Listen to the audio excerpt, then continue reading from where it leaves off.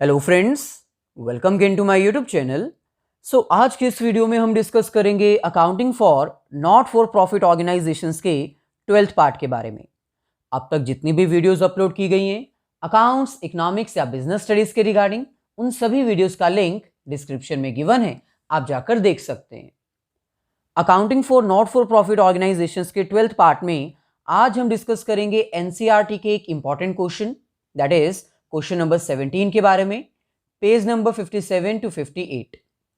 Non profit organisations के complete questions को, जिसमें हमें इनकम और expenditure account with balance sheet prepare करना होता है, उसको कैसे सॉल्व किया जाता है, क्या स्टेप्स आपको फॉलो करने होते हैं एक कंप्लीट क्वेश्चन को सॉल्व करने के लिए, ये हम ऑलरेडी डिस्कस कर चुके हैं।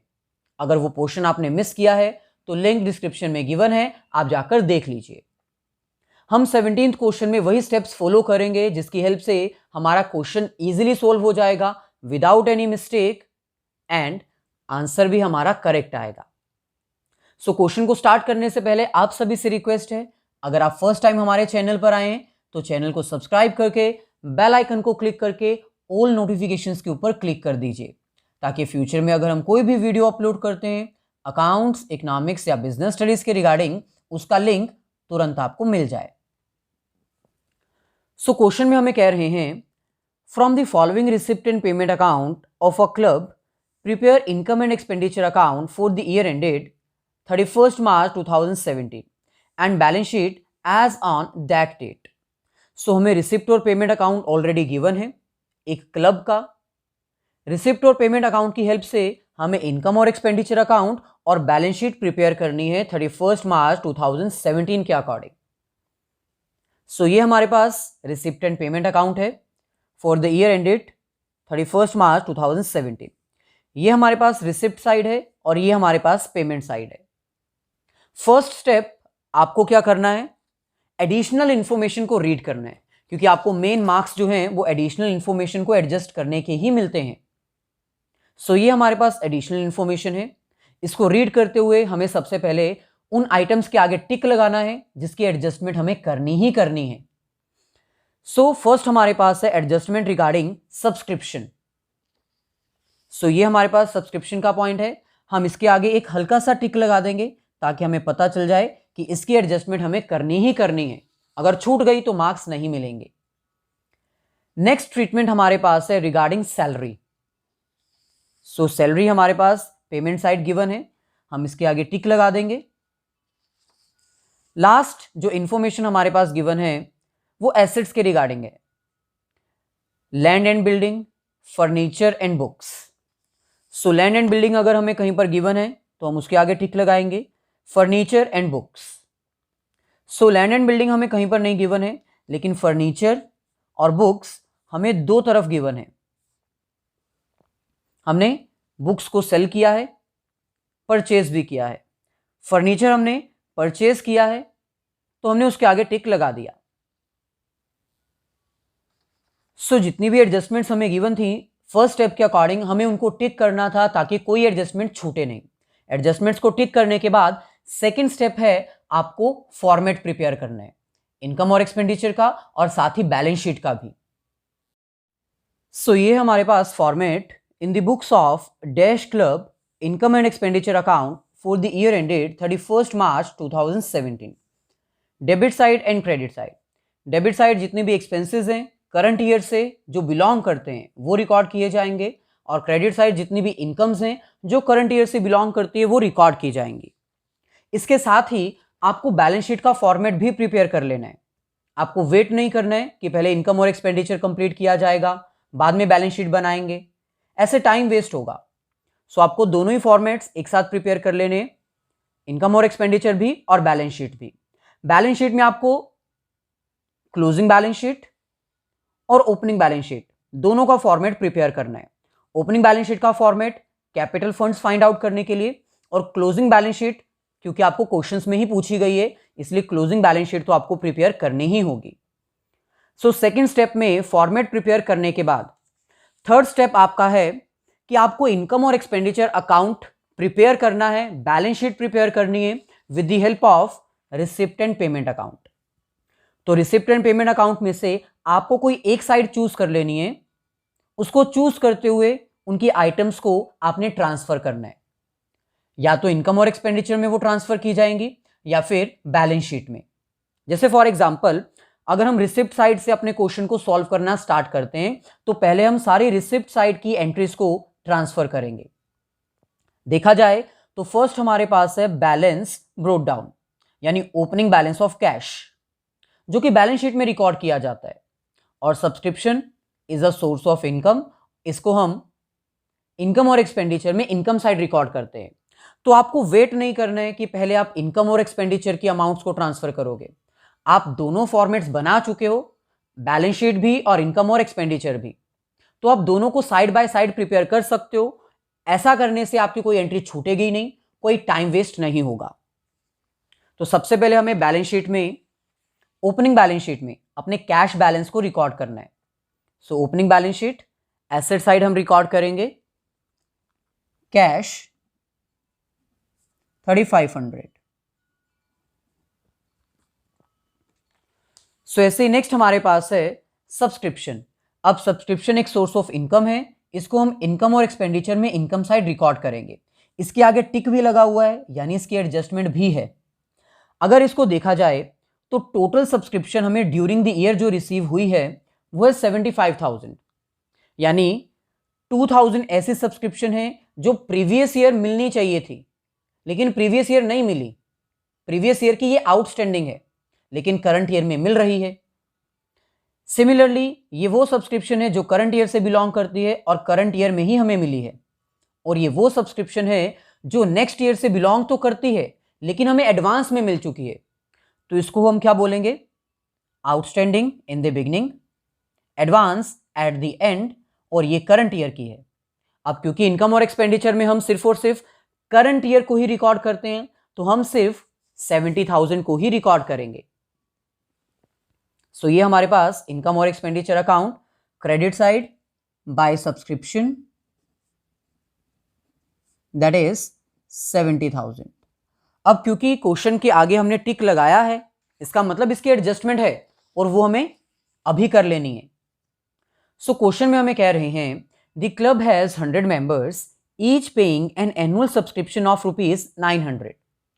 क्लब में 100 मेंबर्स हैं और हर मेंबर 900 रुपीज पे करता है एज अ सब्सक्रिप्शन फीस। सो इसको अगर हम सॉल्व करें, यहां पर वर्किंग नोट प्रिपेयर करें, तो वर्किंग नोट के अकॉर्डिंग 100 मेंबर्स हैं और हर मेंबर 900 रुपीज पे करता है। इसका मतलब हमें करंट ईयर में कितनी सब्सक्रिप्शन मिल जानी चाहिए? 90,000।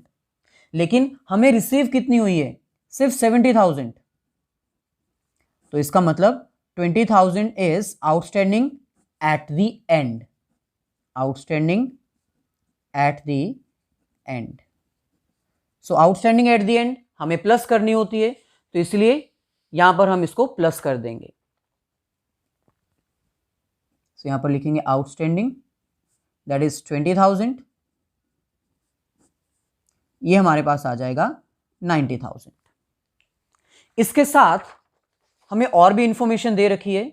आगे हमें कह रहे हैं सब्सक्रिप्शन आउटस्टैंडिंग ऑन 31 मार्च 2016 वर 3600, यानी outstanding in the beginning. Total subscription 3600 outstanding थी इन द बिगिनिंग, लेकिन इसमें से 2000 तो हमें मिल चुका है। देखो यही लिखा है ना, सब्सक्रिप्शन रिसीव्ड, ये वो अमाउंट है जो हमें मिल चुकी है। यानी हम ये कह सकते हैं कि प्रीवियस ईयर कुछ ऐसी अमाउंट थी 3600 जो हमें नहीं मिली थी। यहां पर हम इसको लिख सकते हैं 31 मार्च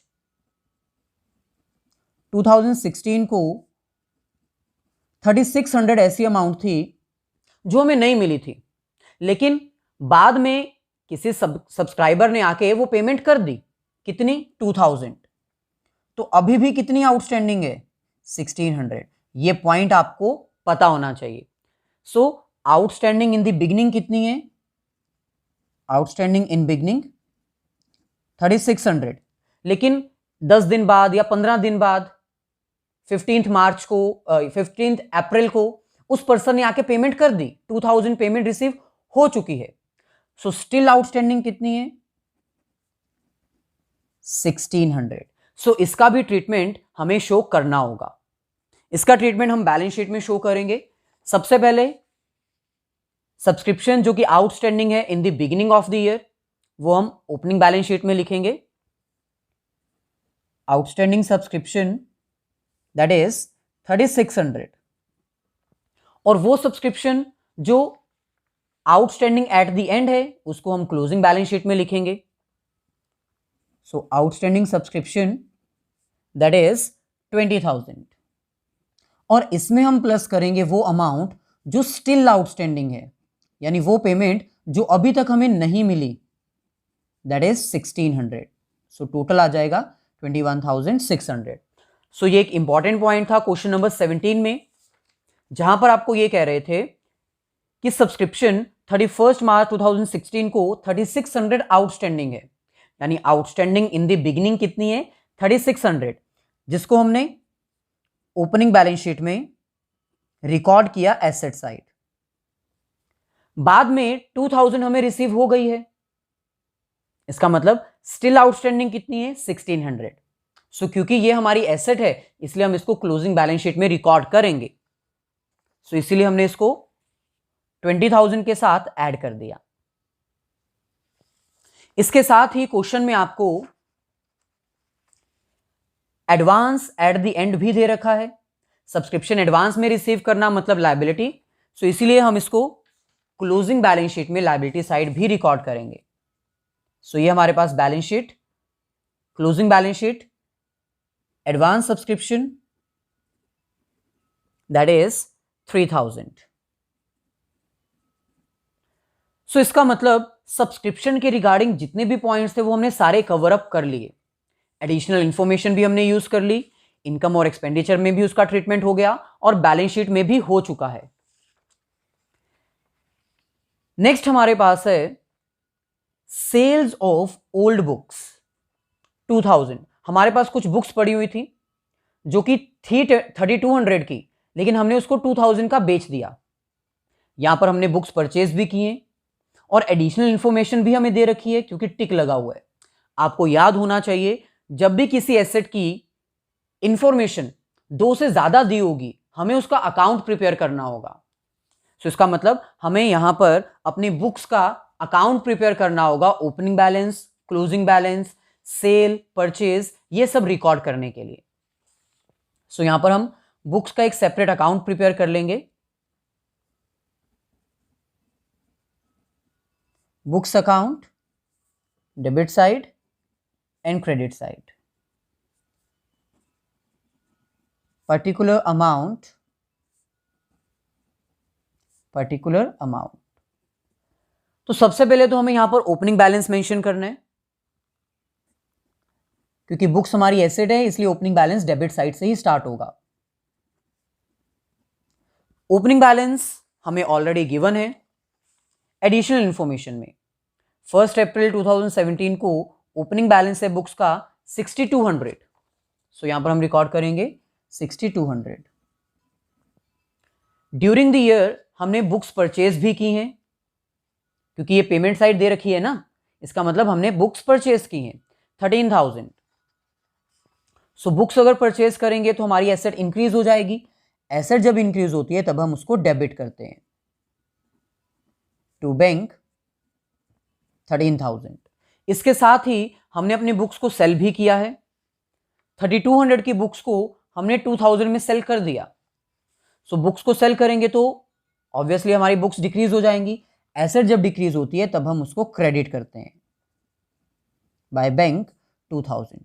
अब क्योंकि बुक्स को सेल करने में हमें लॉस हुआ है इसलिए हम इसको इनकम और एक्सपेंडिचर में ट्रांसफर करेंगे। ब्रैकेट में लिखेंगे loss 1200। Opening balance, purchases, sales और लॉस को रिकॉर्ड करने के बाद फाइनली अब हमें हमारा क्लोजिंग बैलेंस मिल सकता है जो हमें क्लोजिंग बैलेंस शीट में रिकॉर्ड करना है। तो यहां पर लिखेंगे by balance carry down. So 6200 plus 13,000, इसमें से माइनस कर देंगे 2000 एंड 1200। सो ये हमारे पास आएगा 16,000। अब इन वैल्यूज को कहां कहां रिकॉर्ड करना है? ओपनिंग बैलेंस शीट में हम बुक्स की वैल्यू लिखेंगे 6200 asset side, closing balance sheet में एसेट साइड बुक्स की वैल्यू आएगी 16,000। इन दोनों को हम रिकॉर्ड नहीं करेंगे क्योंकि ये बैंक बैलेंस में ऐड हो जाएगी, और ये रिकॉर्ड की जाएगी इनकम और एक्सपेंडिचर में डेबिट साइड, क्योंकि ये लॉस है। सबसे पहले इनकम और एक्सपेंडिचर में हम इसको रिकॉर्ड करते हैं। Expenditure side to loss on sale of books,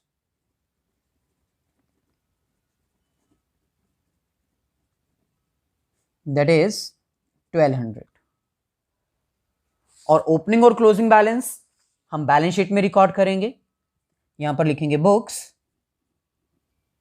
6200, और क्लोजिंग बैलेंस हम क्लोजिंग बैलेंस शीट में एसेट साइड रिकॉर्ड करेंगे, books 16,000।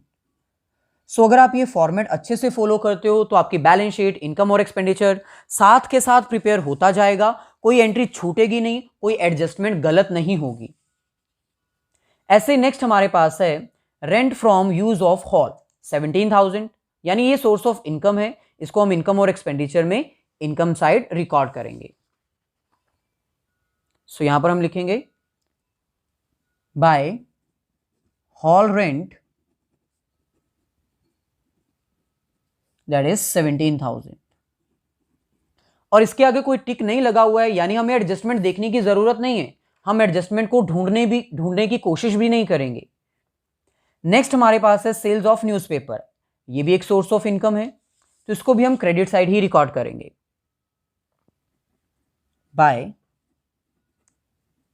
Sales of newspaper, that is 400। Next हमारे पास है प्रॉफिट फ्रॉम एंटरटेनमेंट 7,300, इसके आगे भी कोई टिक नहीं लगा, यानी कोई एडजस्टमेंट नहीं है, सोर्स ऑफ इनकम है, क्रेडिट साइड रिकॉर्ड किया जाएगा, by profit from entertainment, that is 7,300। Receipt side हमारी जितनी भी एडजस्टमेंट्स थी, जितने भी पॉइंट्स थे, वो हमने सारे कवर अप कर दिए। अब हमें दोबारा रिसिप्ट साइड को देखकर टाइम वेस्ट करने की जरूरत नहीं है। अब हम पेमेंट साइड को कंसीडर करेंगे। सबसे पहले हमारे पास है जर्नल एक्सपेंसेस, कोई टिक नहीं लगा, कोई एडजस्टमेंट नहीं है, नॉर्मल एक्सपेंसेस हैं इनकम और एक्सपेंडिचर में डेबिट साइड। यहां पर हम लिखेंगे टू जर्नल एक्सपेंसेस 900। नेक्स्ट हमारे पास है सैलरीज। अब सैलरीज के आगे टिक लगा हुआ है, यानी इसके एडजस्टमेंट है, और वो हमें करनी भी है, नहीं तो मार्क्स नहीं मिलेंगे।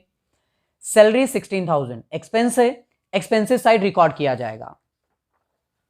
यहां पर रिकॉर्ड करेंगे टू सैलरीज 16,000, और एडजस्टमेंट में हमें कह रहे हैं on 31st March 2017 salary outstanding amounting to ₹1,000, यानी at the end of a year salary की 1,000 ऐसी अमाउंट है जो अभी तक हमने नहीं दी है, करंट ईयर की है, ऐड की जाएगी। इसके साथ ही salary paid include 1,000 for the year 2016, जो हमने सैलरी पे की है उसमें से 1,000 रुपीज ऐसे हैं जो प्रीवियस ईयर से बिलोंग करते हैं। इसका मतलब 1,000 रुपीज हमें ऐड करने पड़ेंगे as an outstanding for current year, outstanding at end 1,000, और 1,000 रुपीज ही हमें माइनस भी करने पड़ेंगे क्योंकि वो प्रीवियस ईयर के हैं एट बिगनिंग। अमाउंट तो सेम ही आ जाएगी, लेकिन आपको ट्रीटमेंट शो करना होगा, नहीं तो मार्क्स नहीं मिलेंगे। क्योंकि ये आउटस्टैंडिंग यानी लायबिलिटी है, हम इसको बैलेंस शीट में भी रिकॉर्ड करेंगे और अभी रिकॉर्ड करेंगे, अदरवाइज ये छूट जाएंगी और आपको मार्क्स नहीं मिल पाएंगे। Balance sheet, opening balance sheet 2016, outstanding salary 1,000 rupees, और सेम वैल्यू हम क्लोजिंग बैलेंस शीट में भी रिकॉर्ड करेंगे 2017, outstanding salary, that is 1,000 rupees. Salary का ट्रीटमेंट करने के बाद नेक्स्ट हमारे पास है पोस्टेज एक्सपेंसेस 1,300, इलेक्ट्रिसिटी चार्जेस 7,800। इनके आगे कोई टिक नहीं लगा, दोनों ही एक्सपेंस है, तो दोनों को हम इनकम और एक्सपेंडिचर में एक्सपेंसेस साइड ही रिकॉर्ड करेंगे। सबसे पहले हम यहां पर लिखेंगे पोस्टेज एक्सपेंसेस दैट इज 1300, और इसके साथ ही हम रिकॉर्ड करेंगे electricity charges, that is 7800।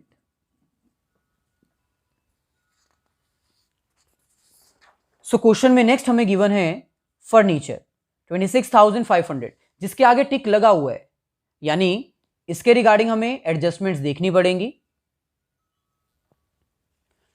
So adjustment में हमें सिर्फ और सिर्फ फर्नीचर का ओपनिंग बैलेंस दे रखा है, यानी बिगिनिंग में हमारे पास फर्नीचर 2600 था, ड्यूरिंग द ईयर हमने 26,500 का फर्नीचर और परचेज किया। सो क्योंकि हमें दो से ज्यादा इंफॉर्मेशन नहीं दे रखी, इसका मतलब हमें अकाउंट प्रिपेयर करने की जरूरत नहीं पड़ेगी। इसका ट्रीटमेंट हम डायरेक्टली बैलेंस शीट में ही करेंगे।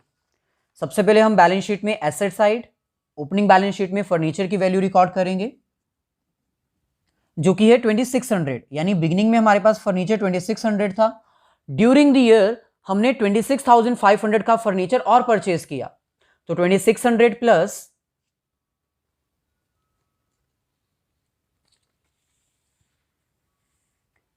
26,500 जो ड्यूरिंग द ईयर हमने परचेज किया है। सो ये हमारे पास वैल्यू आ जाएगी क्लोजिंग बैलेंस की। सो फर्नीचर 29,100। ऐसे ही नेक्स्ट हमारे पास है बुक्स, जिसका ट्रीटमेंट हम ऑलरेडी कर चुके हैं। देन न्यूज़पेपर नॉर्मल एक्सपेंसेस है, मीटिंग एक्सपेंसेस नॉर्मल एक्सपेंसेस है। सो इसको हम इनकम और एक्सपेंडिचर में एक्सपेंसेस साइड रिकॉर्ड करेंगे।